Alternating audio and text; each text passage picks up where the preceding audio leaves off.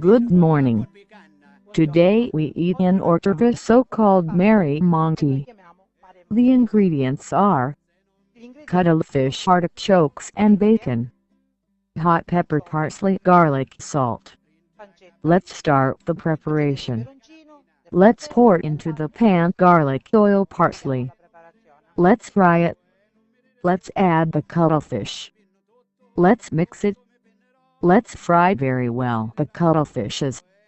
Let's add some salt. And let's add also the artichokes. Let's pour some white wine. Let's fry some more minutes. Adding some bacon. Let's cook it for 5 minutes, but let's put before some pepper. When the cooking is over, we can put everything into the plate. Let's put a dusting of parsley.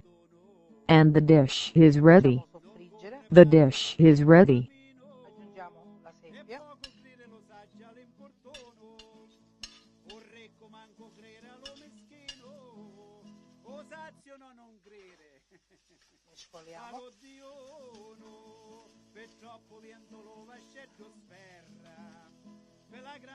Facciamo soffriggere bene le seppie, aggiungiamo un po' di sale e per tanti giudizi si sgarra e lauda lo mare e tiene dalla terra e aggiungiamo pure i carciofi. Cosa prima che si sparla per chi ha in tesorera la mettiamo un po' di vino bianco, può fare le cose giuste mai le sgarra a ciancere figliuzza che ci cavi, facciamo soffriggere un pochettino e puoi morire.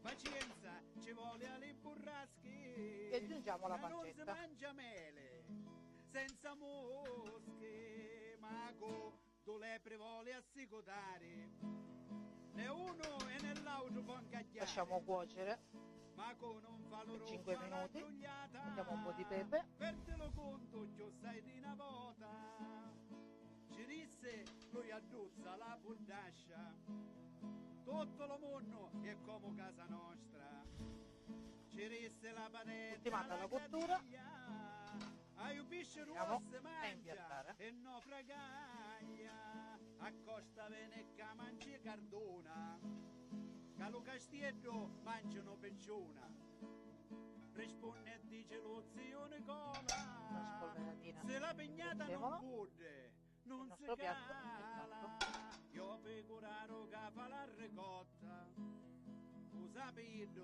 l'amici che aspetta a forca non